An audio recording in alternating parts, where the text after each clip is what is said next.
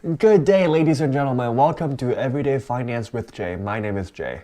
Today, let's talk about what you can do in case something unexpected happens to the stock market, such as the coronavirus, the upcoming election, or something else crazy happens in 2020. We're just in February as of right now, and there are so many more things that can happen.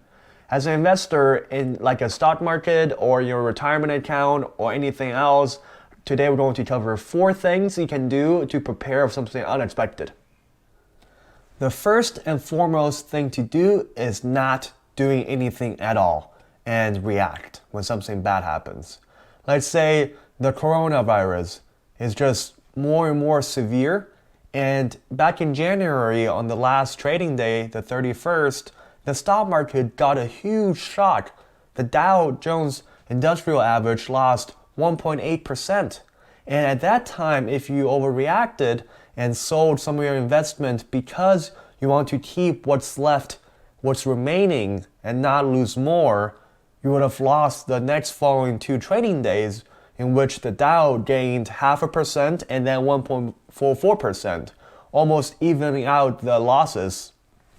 And the best thing to do if something bad happens is not do anything at all at that time, because the uncertainties is just too high. You can't predict whether it would go up or go down, and if it goes down and you sold and it goes back up again, you have lost a chance to regain some of the values that you lost. And what you can do as an investor is not to read financial news, because that will just make you feel bad and just gut-wrenching feeling watching your money disappear and make your investment automatic. So for example, let's talk about your investment account, 401k. If you just elect to invest 5% every paycheck and then choose the allocations of those 5% beforehand, every month or every 2 weeks, however often you get paid, your investment will be automatic regardless of the stock market going up or down. And over time, the averages that you bought them at is going to give you a return rate about 8% per year, and that's plenty. The second thing that you should do is to balance your portfolio. You might have heard about this before and not quite understood it, or if you know what this is, you can skip down to the next thing. What it means is to determine a risk that you're comfortable with. And for example, we're talking about stocks and bonds. Let's say if you want to invest 60% in stocks and 40% in bonds, this way is your most comfortable risk. You want to look at your current portfolio. For example, we're going to work through a hypothetical portfolio of $10,000. And because in 2019 the stock market did so well, our stock portion grew to $7,300. And our bonds is at $2,700. So the risk that we want to be at, 60% stocks, 40% bonds, that will make our hypothetical portfolio to be $6,000 in stocks and $4,000 in bonds. But with how well our stocks did, our stocks is a little bit too high and our bonds a little too low. So to balance your portfolio, what you would do is choose some of the stocks that you want to sell, and then with that money that you sold, buy some of the bonds to even out, to balance it back to 60% and 40% of stocks and bonds respectively. Number 3 is going to talk about how to profit from a potential recession. And I title it to save to profit if a recession occurs. What that means is that if you are able to save some cash beforehand, and if a recession occurs, the way I look at it is that it is like a huge sale, like similar to a Black Friday sale. If you want to buy something on Black Friday, you look at the deals, TVs, or whatever else you want to buy, and you have to save some money in order to buy it. I know you can put it on a credit card if you want to buy stuff like that, but in the stock market, it doesn't work like that. So you have to actually save some cash in order to take advantage of everything tumbling down, decreasing by 10, 20, 30%. That's like 10, 20, 30% off a TV, computer, or AirPod or whatever else you want to buy. And this may sound a little bit bad that take advantage of a recession, but if you look at this, if you have a glass, you can either look at it half full or half empty. And in a recession, your current investment, you're going to lose some value on it, and everyone else is going to do the same thing. And because if you have some cash saved up, you can put more money into the market, and in the future, it will give you a lot more profit. And let's take a look at the previous recession and how it would have turned out if you took advantage of this principle. So the previous recession, we're going to take a look at the month of February 2009 and February 2020 and compare what would happen if you invest some money from then till now every single month. And let's say you invest $500 a month in like a broad index fund of the Dow. And so the hypothetical $500 a month, your own investment would have been $66,000, and the growth over this time period, the past 11 years, your investment would have turned out to be $241,000. That is over 3 times the amount of money that you put in, way more than a regular savings account or certificate of deposit or bonds. What if you did follow this principle and had some initial cash to invest in 2009? Let's say you saved up $25,000 back then and you put that much money into the stock market and you still saved $500 a month till now.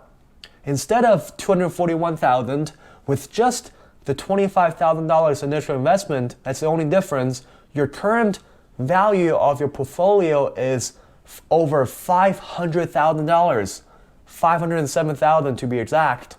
That is more than double just from an initial investment of some cash that you saved up. And let's talk about what if you are able to save more than $500 a month. Let's talk about $1,000, $1,500, and $2,000. And if you just did that within the past 11 years in like a broad index fund of the Dow, your growth at the end is going to turn out to be $482,000 if you invested $1,000 a month, $724,000 if you invested $1,500 a month, and almost $1 million at $965,000 if you invested $2,000 a month. I know that $1,500, $2,000 a month seems a lot, but if you're married or if you have a partner that both contribute, that would be $1,000 each, and that's a lot more doable. But if you had just the $25,000 of cash because you want to take advantage of the sale of a recession, and you still saved $1,000, $1,500, and $2,000, looking up the data, your value is going to be significantly different. Just that initial investment, your end value is going to be $749,000 for the $1,000, $990,000 for the $1,500, and $1.2 million for the $2,000 a month. So this number 3 is a huge thing to take advantage of because there's higher and higher uncertainty of a market correction happening in the near year or two, and I want you to be prepared to make back some of the money that you would have lost of your retirement account or investment account by saving up some cash in case to invest. Last but not least, number 4, not all stocks are made equal. What I'm talking about is during this world uncertainty of the coronavirus spreading from China around the whole world, the stock market in Europe, United States, Asia are all tumbling down because of this potential virus. It's spreading to other countries.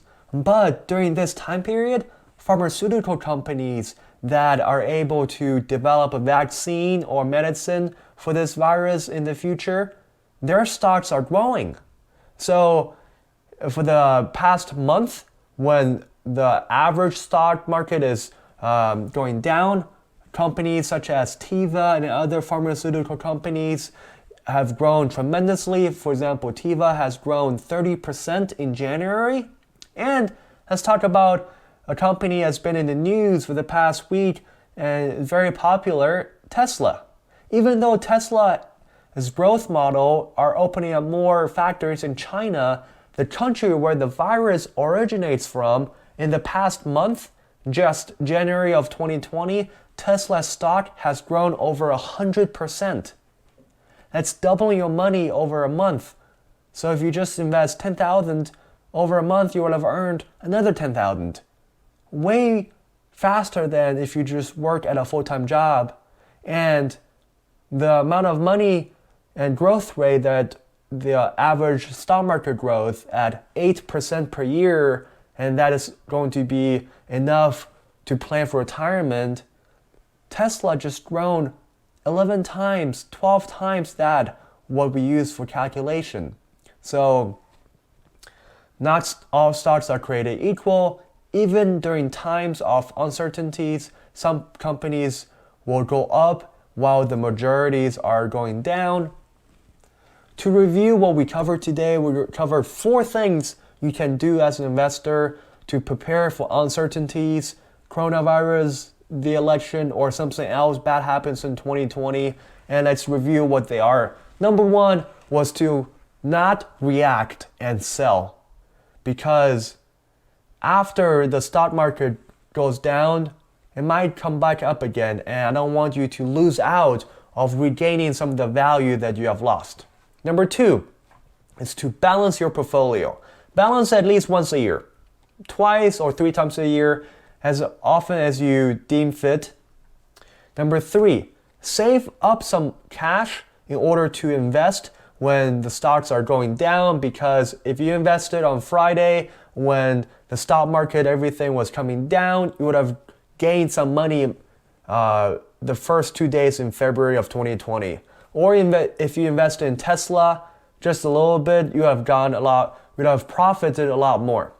And number 4 is that not all stocks are created equal. Sometimes even when it looks bleak, during like a market correction, there are some companies out there, they are profiting and gaining value.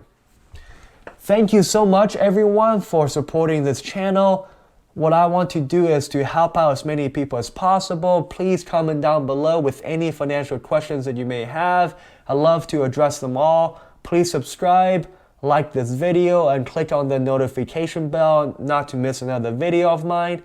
Thank you so much. Have a good day.